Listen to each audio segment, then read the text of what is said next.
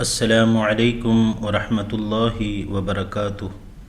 الحمد للہ رب العالمین، الصلاة والسلام علی سید المرسلین وعلی آلہ وصحبہ اجمعین، اما بعد۔ ان اللہ وملائکتہ یصلون علی النبی یا ایہا الذین آمنوا صلوا علیہ وسلموا تسلیما۔ اللہم صل علی سیدنا محمد عدد ما فی علم اللہ، صلاة دائمة بدوام ملک اللہ، صلاة و سلاما علیک یا سیدی یا رسول اللہ صلی اللہ تعالی علیہ وسلم۔ الحمدللہ، کنز الایمان اکیڈمی کی جانب سے تفسیر القرآن کا پروگرام پیش خدمت ہے۔ اللہ عز و جل سے دعا ہے اللہ عز و جل اپنے پیارے حبیب صلی اللہ علیہ وسلم کے صدقے اسے قبول کرے، نور قرآن سے ہم تمام کو مالا مال کرے۔ تفسیر القرآن سے پہلے نعت پاک کے چند اشعار پیش کرتے ہیں، پڑھیں۔ صلی اللہ علیہ یا رسول اللہ وسلم علیک یا حبیب اللہ وعلی آلک واصحابک یا نبی اللہ۔ نہ کیوں آرائشیں کرتا خدا دنیا کے ساما میں، نہ کیوں آرائشیں کرتا خدا دنیا کے ساما میں، تمہیں دولہا بنا کر بھیجنا تھا بزم امکان میں، تمہیں دولہا بنا کر بھیجنا تھا بزم امکان میں۔ یہ رنگینی یہ شادابی کہاں گلزار رضوان میں، یہ رنگینی یہ شادابی کہاں گلزار رضوان میں، ہزاروں جنتیں آ کر بسی ہے کوئے جانا میں، ہزاروں جنتیں آ کر بسی ہے کوئے جانا میں، تم آئے روشنی پھیلی ہوا دن کھل گئی آنکھیں، تم آئے روشنی پھیلی ہوا دن کھل گئی آنکھیں، اندھیرا سا اندھیرا چھا رہا تھا بزم امکان میں، اندھیرا سا اندھیرا چھا رہا تھا بزم امکان میں، ہر ایک کی آرزو ہے پہلے مجھ کو ذبح فرمائے، ہر ایک کی آرزو ہے پہلے مجھ کو ذبح فرمائے، تماشا کر رہے ہیں مرنے والے عید قربان میں، تماشا کر رہے ہیں مرنے والے عید قربان ظہور پاک سے پہلے بھی صدقے تھے نبی تم پر، ظہور پاک سے پہلے بھی صدقے تھے نبی تم پر، تمہارے نام ہی کی روشنی تھی بزم خوباں میں، تمہارے نام ہی کی روشنی تھی بزم خوباں میں، چمن کیوں کر نہ مہکے بلبلیں کیوں کر نہ عاشق ہو، چمن کیوں کر نہ مہکے بلبلیں کیوں کر نہ عاشق ہو، تمہارا جلوہ رنگیں بھرا پھولوں نے داماں میں، تمہارا جلوہ رنگیں بھرا پھولوں نے داماں میں، یہاں کے سنگریزوں سے حسن کیا لعل کو نسبت، یہاں کے سنگریزوں سے حسن کیا لعل کو نسبت، یہ ان کی رہ گزر میں ہے، وہ پتھر ہیں بدخشاں میں، تمہیں دولہا بنا کر بھیجنا تھا بزم امکان میں۔ السلام علیکم ورحمۃ اللہ تعالی وبرکاتہ۔ الحمدللہ والصلاة والسلام علی رسول اللہ، اما بعد فاعوذ باللہ من الشیطان الرجیم، بسم اللہ الرحمن الرحیم۔ یسألونک عن الخمر والمیسر قل فیہما اثم کبیر ومنافع للناس واثمہما اکبر من نفعہما ویسألونک ماذا ينفقون قل العفو كذلك يبين الله لكم الآيات لعلكم تتفكرون۔ صدق الله العظيم۔ إن الله وملائكته يصلون على النبي يا أيها الذين آمنوا صلوا عليه وسلموا تسليما، اللهم صل على سيدنا مولانا محمد معدن الجود والكرم وآله وبارك وسلم صلاة وسلاما عليك يا رسول الله صلى الله تعالى عليه وسلم۔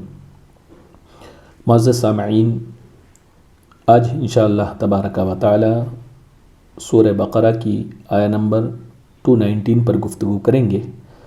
اس تعلق سے کچھ باتیں لاسٹ ویک آپ نے سماعت کی، آج اسی آیت کریمہ کے تعلق سے میں کچھ احادیث آپ کے سامنے پیش کرنے کی کوشش کروں گا، اس لیے کہ یہ موضوع نہایت ہی اہم ہے۔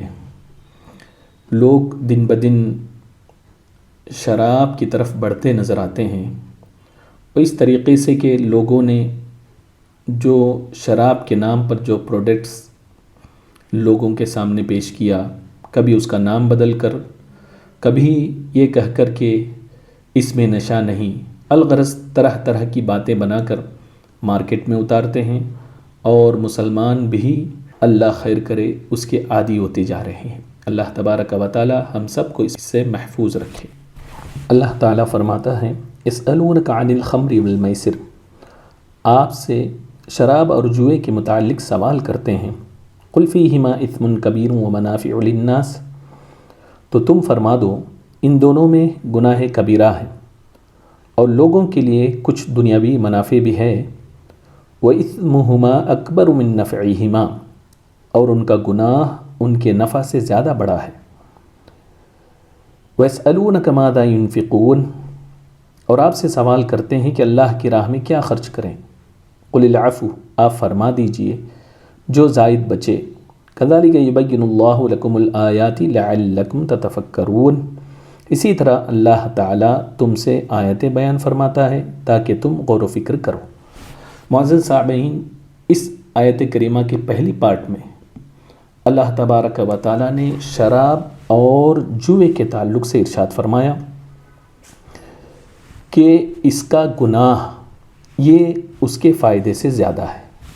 اب اس کا فائدہ کیا ہے ظاہری طور پر کہ آدمی شراب پیتا ہے تو اسے ایک سرور محسوس ہوتا ہے، یا یہ کہ اسے تجارتی فائدہ ہوتا ہے، جو خرید و فروخت کرتے ہیں بزنس کا اس کا فائدہ ہوتا ہے، اور جوئے میں یہ فائدہ ہے کہ کبھی جو ہے مفت مال اس کے ہاتھ لگ جاتے ہیں، اور شراب اور جوئے کی وجہ سے ہونے والے گناہ اور اس کا فساد تو بہت زیادہ ہے۔ شراب سے سب سے پہلی بات یہ ہے کہ اس کی عقل کنٹرول میں نہیں رہتی اور اس کی غیرت کا جنازہ نکل جاتا ہے، اور اسے اس بات کی تمیز نہیں رہتی کہ ماں بہن بیٹی کون ہے، سب اسے شراب پینے کے بعد یکساں نظر آتے ہیں۔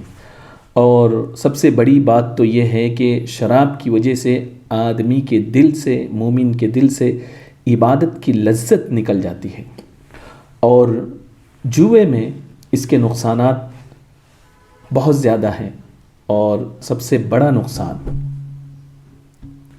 یہ ہے کہ لوگوں کے درمیان دشمنی پیدا ہوتی ہے، اور کبھی کبھار اپنا سارا مال جوئے کی وجہ سے وہ ہار دیتا ہے اور برباد ہو جاتا ہے، اس کی زندگی تباہ ہو جاتی ہے۔ امام ابن جریر طبری اپنی تفسیر میں لکھتے ہیں کہ حضرت زید بن علی رضی اللہ تعالیٰ عنہ بیان کرتے ہیں کہ اللہ تبارک و تعالیٰ نے شراب کے متعلق 3 آیتیں نازل فرمائی ہیں۔ ایک آیت یہ ہے کہ شراب پینے سے وقتی جوش پیدا ہوتا ہے اور جوئے کے ذریعے آسانی سے جیتی ہوئی رقم حاصل ہوتی ہے، اور زمانے جاہلیت میں یہ رقم غریبوں پر خیرات کر دی جاتی تھی۔ ان فائدے کی بنا پر لوگوں نے رسول اکرم صلی اللہ تعالیٰ علیہ وسلم سے شراب اور جوئے کے متعلق سوال کیا، تو اللہ تبارک و تعالیٰ نے یہ آیت کریمہ نازل فرمائی کہ اگرچہ ان میں ظاہری طور پر کچھ فائدے ہیں لیکن ان کا نقصان زیادہ ہے۔ تب لوگوں نے شراب پینے کے معمول کو جاری رکھا، حتیٰ کہ 2 آدمیوں نے شراب پی اور نماز پڑھی، اور نماز کے دوران انہوں نے بد کلامی کی۔ تب اللہ تبارک و تعالیٰ نے دوسری آیت کریمہ نازل فرمائی، یا ایھا الذین آمنوا لا تقربوا الصلاۃ وانتم سکارى حتی تعلموا ما تقولون۔ سورہ نساء کی آیت ہے، اے ایمان والو، نشے کی حالت میں نماز کے قریب نہ جاؤ حتیٰ کہ تم یہ جان لو کہ تم جو کہہ رہے ہو۔ اب اس آیت کریمہ میں اللہ تبارک و تعالیٰ نے نماز کے اوقات میں شراب کو ممنوع قرار دیا، یعنی شراب پی کر نماز نہیں ادا کر سکتے۔ اس آیت کریمہ کے نازل ہونے کے بعد لوگ شراب پیتے تھے اور نماز کے اوقات میں شراب سے بچتے تھے اور شراب پی کر نماز ادا نہیں کرتے تھے، حتیٰ کہ ایک شخص نے نشے کی حالت میں جو جنگ بدر میں قتل ہوئے تھے ان کی تعظیم و تکریم میں مرثیہ کہنا شروع کیا، کچھ اشعار انہوں نے پڑھنا شروع کیا ان کی تعریف میں، تو رسول اکرم صلی اللہ تعالیٰ علیہ وسلم تک یہ خبر پہنچی۔ جب حضور اکرم صلی اللہ تعالیٰ علیہ وسلم کو اس بات کی خبر ہوئی تو حضور اکرم صلی اللہ علیہ وسلم غضبناک ہوئے اور اپنی چادر کو گھسیٹتے ہوئے آپ ان کے پاس تشریف لائے، تو آپ کو دیکھا تو آپ نے اس کو مارنے کے لیے کوئی چیز اٹھائی۔ اس نے کہا، میں اللہ اور اس کے غضب سے اللہ کی پناہ میں آتا ہوں، بخدا میں اب کبھی شراب نہیں پیوں گا۔ تب اللہ تبارک و تعالیٰ نے یہ تیسری آیت کریمہ نازل فرمائی، یا ایھا الذین آمنوا انما الخمر والمیسر والانصاب والازلام رجس من عمل الشیطان فاجتنبوہ لعلکم تفلحون۔ انما یرید الشیطان ان یوقع بینکم العداوۃ والبغضاء فی الخمر والمیسر ویصدکم عن ذکر اللہ وعن الصلاۃ فہل انتم منتہون۔ اے ایمان والو، شراب، جوا اور بتوں کو جو چڑھایا جاتا ہے اس کی جگہ اور بتوں کے پاس فال نکالنے کی تیر محض ناپاک ہیں، ان سے بچو تاکہ تم کامیاب ہو جاؤ۔ شیطان کا صرف یہ ارادہ ہے کہ وہ شراب اور جوئے کے سبب سے تمہارے درمیان بغض اور عداوت پیدا کرے، یعنی دشمنی پیدا کرے، اور تمہیں اللہ کی یاد اور نماز سے روک دے۔ تو کیا تم باز آنے والے ہو؟ جب یہ آیت کریمہ نازل ہوئی تو حضرت عمر رضی اللہ تعالیٰ عنہ نے یہ آیت کریمہ سنی تو کہا ہم باز آئے، یعنی ہم اس سے بچ گئے شراب سے۔ اس آیت کریمہ میں بہت ساری باتیں بتائی گئیں کہ اس میں شراب کا ذکر ہوا اور جوئے کا، اور بتوں کو جو چڑھایا جاتا ہے اس کی جگہ، اور بتوں کے پاس فال نکالنے کے تیروں کے ساتھ، اور یہ ساری باتوں کا ذکر ہوا کہ سب حرام ہیں۔ اور پھر اللہ تبارک و تعالیٰ نے خصوصی طور پر شراب کو رجس یعنی نجس فرمایا، اور ہر نجس یہ حرام ہے۔ اور پھر اللہ تعالیٰ نے فرمایا شراب جو ہے یہ پینا یہ شیطانی کام ہے۔ اور چوتھی بات یہ اللہ تعالیٰ نے فرمائی اس آیت کریمہ میں شراب پینے سے تم بچو۔ اب شراب سے بچنا اس آیت کریمہ کے تحت فرض ہو گیا۔ اور پھر پانچویں بات اللہ تبارک و تعالیٰ نے یہ فرمائی کہ شراب پینے کے سبب شیطان لوگوں کے درمیان دشمنی پیدا کرتا ہے، اور دشمنی پیدا کرنا یہ حرام ہے، اور شراب کی وجہ سے شیطان لوگوں کے درمیان بغض پیدا کرتا ہے۔ اور آٹھویں بات یہ بات بیان فرمائی کہ شراب کی تاثیر سے شیطان اللہ کے ذکر سے روکتا ہے۔ اور نویں بات شراب کی تاثیر سے شیطان نماز سے روکتا ہے۔ الغرض ان ساری باتوں کا اللہ تبارک و تعالیٰ نے اس ایک آیت کریمہ میں احاطہ فرمایا، اور اس آیت کریمہ کے نازل ہونے کے بعد شراب کو حرام قرار دیا گیا۔ حدیث شریف میں حضور اکرم صلی اللہ تعالیٰ علیہ وسلم نے شراب کی مذمت بیان فرمائی۔ میں چند احادیث آپ کے سامنے رکھوں۔ بخاری شریف کی حدیث ہے، حضور اکرم صلی اللہ تعالیٰ علیہ وسلم نے ارشاد فرمایا کہ عنقریب میری امت میں ایسے لوگ ہوں گے جو زنا، ریشم، شراب اور میوزک کے جو انسٹرومنٹس ہیں، میوزک کے آلات، اس کو حلال کہیں گے، یعنی میوزک کو بھی حلال کہیں گے۔ اور عنقریب کچھ لوگ پہاڑ کے دامن میں رہیں گے، جب شام کو وہ اپنے جانوروں کا ریوڑ لے کر لوٹیں گے تو ان کے پاس کوئی حاجت مند فقیر اپنی ضرورت لے کر آئے گا تو کہیں گے کل آنا، یعنی ان کے پاس ہونے کے باوجود وہ اسے ٹال دیں گے کل پر۔ اب کیا ہوگا دیکھیں، حضور اکرم صلی اللہ تعالیٰ علیہ وسلم فرماتے ہیں کہ اس کے اس بہانے کی وجہ سے اللہ تبارک و تعالیٰ پہاڑ گرا کر ان کو ہلاک کر دے گا، اور دوسرے لوگوں یعنی زنا، شراب اور میوزک کی چیزوں کو حلال کرنے والوں کو اللہ تعالیٰ مسخ کر کے ان کے چہرے کو بگاڑ کر قیامت کے دن بندر اور خنزیر بنا دے گا۔ اللہ اکبر۔ آپ دیکھیں کہ بہت ساری باتیں جو رسول اکرم صلی اللہ تعالیٰ علیہ وسلم نے اس حدیث میں بیان فرمائی، کہ ایسا تو نہیں کہ ہمارے اندر بھی یہ موجود ہو کہ عمومی طور پر آپ دیکھیں کہ شراب ہو کیا زنا یا گانے بجانے، ان ساری چیزوں کو لوگ اپنانے لگے ہیں، خصوصی طور پر مسلمان اس کو اپنانے لگے ہیں۔ تو اس کا انجام کیا ہے آپ خود دیکھیں۔ رسول اکرم صلی اللہ علیہ وسلم نے فرمایا ایسے لوگوں کو اللہ تبارک و تعالیٰ بندر اور خنزیر کی شکل میں بروز قیامت لائے گا۔ اللہ تبارک و تعالیٰ ہم سب کو اس سے محفوظ رکھے۔ ابو داؤد کی ایک حدیث میں حضور اکرم صلی اللہ تعالیٰ علیہ وسلم نے شراب کے ایک نقصان کو بیان فرمایا۔ وہ کیا ہے کہ سرکار دو عالم صلی اللہ علیہ وسلم نے ارشاد فرمایا، ہر وہ چیز جو عقل کو ڈھانپ لے وہ شراب ہے، اور ہر نشہ اور چیز حرام ہے، اور جس شخص نے کسی نشے والی چیز کو پیا یعنی شراب کو پیا، اس کی 40 دن کی نمازیں ناقص ہو جائیں گی، یعنی اللہ تبارک و تعالیٰ قبول نہیں فرمائے گا۔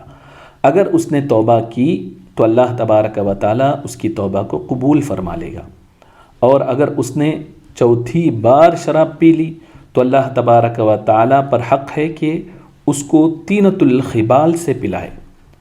رسول اکرم صلی اللہ علیہ وسلم کے صحابہ نے پوچھا، یا رسول اللہ یہ طینۃ الخبال کیا ہے؟ تو سرکار دو عالم صلی اللہ علیہ وسلم نے فرمایا، یہ دوزخیوں کا پیپ ہے، یعنی آدمی مسلسل شراب پینے لگتا ہے تو اللہ تبارک و تعالیٰ اس کے عذاب کے طور پر بروز قیامت اسے دوزخیوں کا پیپ پلائے گا۔ اور دوسری حدیث میں سرکار دو عالم صلی اللہ علیہ وسلم نے ارشاد فرمایا، یہ حدیث پہ ابو داؤد کی ہے، آپ فرماتے ہیں کہ اللہ تبارک و تعالیٰ نے شراب پر لعنت فرمائی ہے، اور شراب پینے والے پر بھی لعنت فرمائی، پلانے والے پر، بیچنے والے پر، خریدنے والے پر، اور اس کو نچوڑنے والے پر، اور اس کو بنانے والے پر، اور اس شراب کو اٹھا کر لانے والے پر، اور جس کے پاس اس کو لاد کر لائی جائے، ان سب پر اللہ تبارک و تعالیٰ نے لعنت فرمائی ہے۔ ابو داؤد کی ایک اور حدیث ہے جس میں رسول اکرم صلی اللہ تعالی علیہ وسلم نے ارشاد فرمایا، میری امت کے لوگ ضرور شراب پئیں گے، اور کیسے پئیں گے؟ سرکار نے فرمایا اس کا نام بدل کر رکھ لیں گے۔ موجودہ زمانے میں آپ دیکھیں شراب کے بہت سارے ایسے نام ہوں گے جسے دیکھ کر آدمی شراب نہیں سمجھے گا، شراب ہی ہے لیکن نام بدل کر لوگوں کے سامنے پیش کیا جا رہا ہے، اور لوگ اس میں ملوث ہوتے جا رہے ہیں۔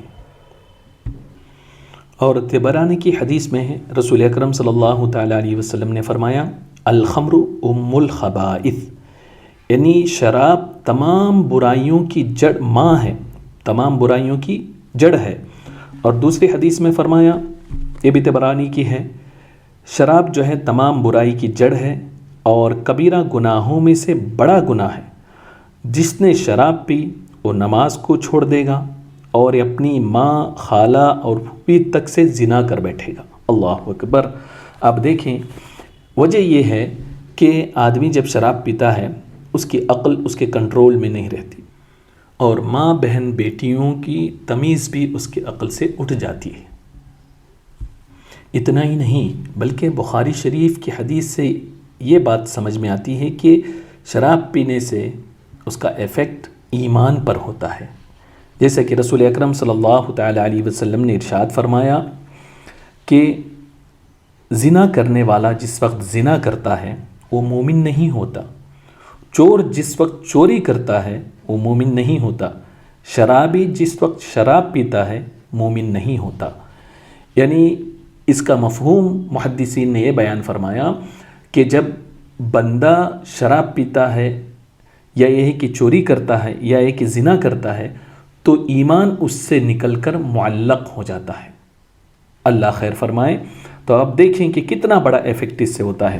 اور دوسری حدیث میں امام حاکم نے مستدرک میں اس کو روایت کیا، اس میں تو صاف طور پر بیان ہوا کہ رسول اکرم صلی اللہ تعالی علیہ وسلم نے ارشاد فرمایا کہ جس نے زنا کیا یا شراب پی لی، اللہ تبارک و تعالی اس کے ایمان کو اس سے اس طرح نکال دیتا ہے جس طرح انسان اپنے سر سے شرٹ کو نکالتا ہے، قمیص کو نکال لیتا ہے۔ اللہ اکبر کبیرہ۔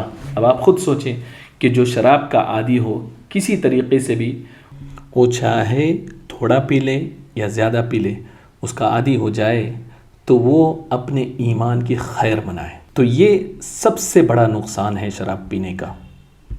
اور بعض لوگوں کا تو یہ حال ہے کہ وہ شراب خود تو نہیں پیتے ہیں، ان کے فرینڈز پیتے ہیں، لیکن وہ ایک ہی جگہ بیٹھ کر ایک شراب پیتا ہوتا ہے اور دوسرا کچھ اور کھاتا ہوتا ہے، لیکن خود شراب تو نہیں پیتا۔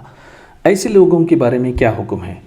تو حضور اکرم صلی اللہ تعالی علیہ وسلم نے ارشاد فرمایا، طبرانی شریف کی حدیث ہے، جو شخص اللہ اور قیامت کے دن پر ایمان رکھتا ہو وہ شراب نہ پیے، اور جو شخص اللہ اور آخرت کے دن پر ایمان رکھتا ہو تو وہ ایسے دسترخوان پر نہ بیٹھے جس پر شراب پی جاتی ہو۔ تو اس حدیث میں سرکار دو عالم صلی اللہ علیہ وسلم نے صاف طور پر ارشاد فرما دیا کہ جس ٹیبل پر شراب بھی پی جاتی ہو اور وہیں بیٹھ کر کھایا جائے، اس سے بھی سرکار دو عالم صلی اللہ علیہ وسلم نے منع فرمایا۔ اب کوئی عذر پیش نہ کرے کہ ہم تو پیتے نہیں بلکہ دوستوں کے ساتھ بیٹھتے ہیں، پیتے تو صرف وہی ہیں۔ ایسے لوگوں کے لیے اس حدیث سے سبق لینا چاہیے۔ اب بعض لوگ جو شراب کے عادی ہوتے ہیں، شوقین ہوتے ہیں، وہ یہ بہانہ بناتے ہیں کہ شراب اس وقت حرام ہے جب وہ زیادہ پیا جائے جس سے آدمی کو نشہ آئے، نشہ پیدا ہو جائے، اس وقت وہ حرام ہے۔ ایسا نہیں ہے، چاہے وہ تھوڑا سا ہو جس سے نشہ نہ آئے یا زیادہ ہو، دونوں صورت میں حرام ہے۔ اس لیے کہ شراب کو رسول اکرم صلی اللہ تعالی علیہ وسلم نے رجس فرمایا، یعنی نجس فرمایا، ناپاک فرمایا۔ اب ناپاک چیز تھوڑا ہے یا زیادہ ہو، دونوں صورت میں حرام ہے۔ اس کو مثال سے یوں سمجھے، پیشاب جو ہے وہ ناپاک ہے، نجس ہے۔ اگر کوئی آدمی ایک بوتل پانی میں ایک قطرہ پیشاب ڈالے اور پیے تو کیا وہ پورا پانی ناپاک نہ ہوگا؟ یقیناً ناپاک ہوگا، چاہے پورا پیشاب ہو یا ایک قطرہ ڈال دے۔ ایسے ہی شراب جو ہے ایک قطرہ ہو یا پورا بوتل پی لے تب بھی جو ہے وہ حرام ہی ہے۔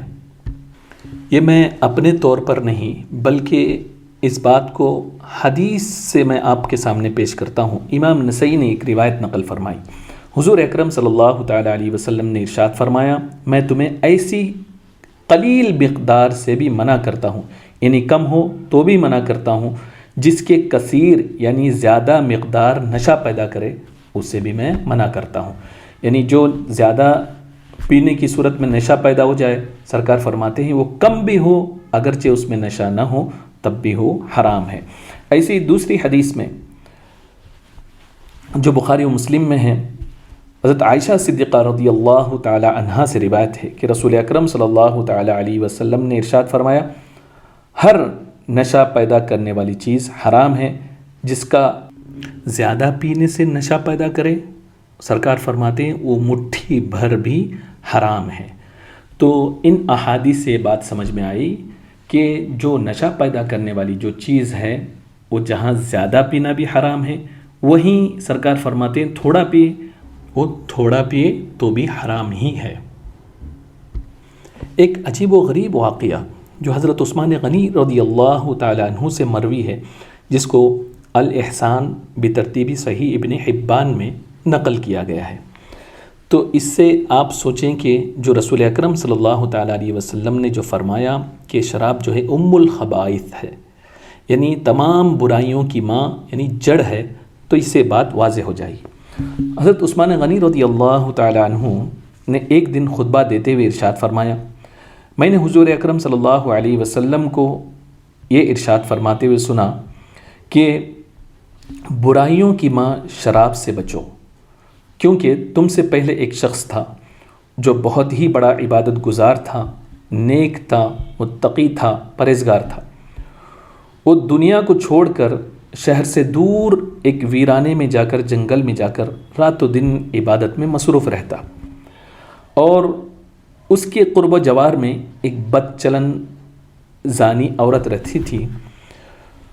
اس کے دل میں خواہش پیدا ہوئی کہ جو عبادت گزار بندہ ہے اس سے مجھے بدکاری کرنی ہے، لیکن اس سے بلایا کیسے جائے؟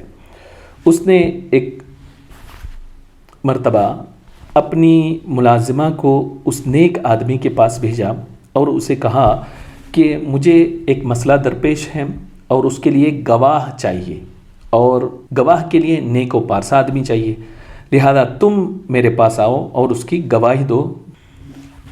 جب یہ بات اس عبادت گزار کے پاس پہنچی تو اس نے سوچا میری گواہی سے اگر کسی کا فائدہ ہوتا ہے تو میں کیوں پیچھے ہٹوں۔ اب وہ خادمہ کے ساتھ اس بد چلن فاحشہ عورت کے گھر میں داخل ہوا۔ جو ہی داخل ہوا تو خادمہ نے باہر سے دروازہ بند کر دیا۔ آخر وہ اس کمرے میں جہاں پر وہ آوارہ بد چلن عورت بیٹھی ہوئی تھی وہاں پہنچا۔ ملازمہ نے واپسی کی تمام دروازے بند کر دیے۔ اب وہ اس عورت کے پاس پہنچا تو کیا دیکھا، بہت ہی خوبصورت حسین و جمیل عورت ہے، اور اس کے ایک ہاتھ میں ایک ننھا بچہ ہے اور دوسرے ہاتھ میں ایک شراب سے بھرا ہوا ایک بوتل موجود ہے۔ اس نے اس پارسا آدمی سے کہا، یہاں سے باہر نکلنے کی تیری کوئی صورت نہیں، میں نے تجھے یہاں پر گواہی کے لیے نہیں بلایا بلکہ میں نے تجھے بدکاری کے لیے بلایا۔ تو اس نے انکار کیا۔ تو اس عورت نے کہا کہ تم کو 3 باتوں میں سے کسی ایک پر ضرور عمل کرنا ہوگا ورنہ یہاں سے نکل نہیں سکتے۔ پہلی بات یہ ہے کہ تم مجھ سے بدکاری کرو۔ اس نے انکار کیا۔ کہا کہ دوسری بات یہ ہے، اگر یہ نہ کر سکو تو تم اس ننھے سے بچے کو قتل کر دو، اور اگر اس کو بھی نہ کر سکو تیسرا کام یہ ہے کہ یہ شراب سے بھرا ہوا یہ جام ہے، تم اس کو پی لو۔ جب اس بات کو سنا اس کے ہوش اڑ گئے۔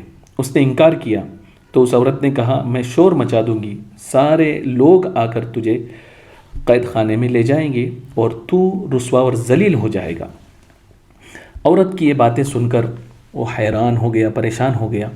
تو اس نے سوچا کہ اگر میں بدکاری کرتا ہوں تو یہ بہت بڑا جرم ہے، اس سے بڑا گناہ یہ ہے کہ ایک بچے کو قتل کروں، لہذا میں بدکاری بھی نہیں کر سکتا اور بچے کو قتل بھی نہیں کر سکتا۔ اب ایک ہی صورت رہ جاتی ہے کہ میں شراب پی لوں۔ اگر شراب پی لیتا ہوں تو بعد میں توبہ کر لوں گا اور دوسرے 2 گناہ سے میں بچ جاؤں گا۔ اب اس نے شراب پی لیا۔ شراب پینے کے بعد یہ حالت ہوئی کہ نشہ اس پر غالب آ گیا۔ اب اس مدہوشی کی عالم میں اس نے جو ہے عورت سے بدکاری بھی کی اور اسی نشے کے عالم میں عورت کے کہنے سے بچے کو قتل بھی کر ڈالا۔ اب آپ سوچیں کہ ایک شراب پینے کی وجہ سے ایک نیک پارسا آدمی نے 3 گناہ کبیرہ کو انجام دیا۔ پہلی چیز تو یہ کہ شراب خود گناہ کبیرہ اس پیا، پھر زناکاری کی، یہ بھی گناہ کبیرہ، اور پھر بچے کو قتل کر دیا۔ اب آپ دیکھیں یہی وجہ ہے کہ رسول اکرم صلی اللہ تعالیٰ علیہ وسلم نے ارشاد فرمایا کہ یہ الخبائث ہے، تمام برائیوں کی جڑ ہے۔ تب آپ نے اس واقعے سے خود سمجھ لیا ہوگا کہ آدمی شراب کو پینے سے کتنا گر جاتا ہے، اور اتنا ہی نہیں بلکہ رسول اللہ صلی اللہ علیہ وسلم نے جو حدیث میں فرمایا جس کا مفہوم یہ ہے کہ اس کو پینے کے بعد آدمی ماں، بہن، بیٹی اور غیر عورت کے درمیان فرق بھی نہیں کر پاتا۔ اللہ تبارک و تعالیٰ سے دعا ہے کہ اللہ تبارک و تعالیٰ ہم سب کو، ہمارے بچوں کو، مسلمانوں کو اس فتنے سے بچائے اور تمام برائیوں سے اللہ تبارک و تعالیٰ ہم سب کو محفوظ رکھے۔ استغفر اللہ ربی من کل ذنب واتوب الیہ واخر دعوانا ان الحمد للہ رب العالمین۔ کھڑے ہو جائیں، صلاۃ و سلام پڑھیں۔ مصطفیٰ جان رحمت پہ لاکھوں سلام، شمع بز میں ہدایت پہ لاکھوں سلام، ہم غریبوں کے آقا پہ بے حد درود، ہم فقیروں کے ثروت پہ لاکھوں سلام، مصطفیٰ جان رحمت پہ لاکھوں سلام، شمع بز میں ہدایت پہ لاکھوں سلام، غوث اعظم امام التقی والنقی، جلوائے شان قدرت پہ لاکھوں سلام، مصطفیٰ جان رحمت پہ لاکھوں سلام، شمع بز میں ہدایت پہ لاکھوں سلام، کاش محشر میں جب ان کی آمد ہو اور بھیجے سب ان کی شوکت پہ لاکھوں سلام، مجھ سے خدمت کے قدسی کہے ہاں رضا مصطفیٰ جان رحمت پہ لاکھوں سلام، شمع بز میں ہدایت پہ لاکھوں سلام۔ الصلاة والسلام عليك يا سيدي يا رسول الله، الصلاة والسلام عليك يا سيدي يا حبيب الله، الصلاة والسلام عليك يا سيدي يا نور الله، وعلى آلك وأصحابك يا نبي الله. اللهم اهدنا الصراط المستقيم، صراط الذين أنعمت عليهم من النبيين والصديقين والشهداء والصالحين. اللهم أعنا على ذكرك وشكرك وحسن عبادتك. اللهم يسر أمورنا مع الراحة لقلوبنا وأبداننا مع الصحة والعافية والسلامة يا رب العالمين. ربنا آتنا في الدنيا حسنة وفي الآخرة حسنة وقنا عذاب النار برحمتك يا أرحم الراحمين. بحق لا إله إلا الله محمد رسول الله صلى الله عليه وسلم.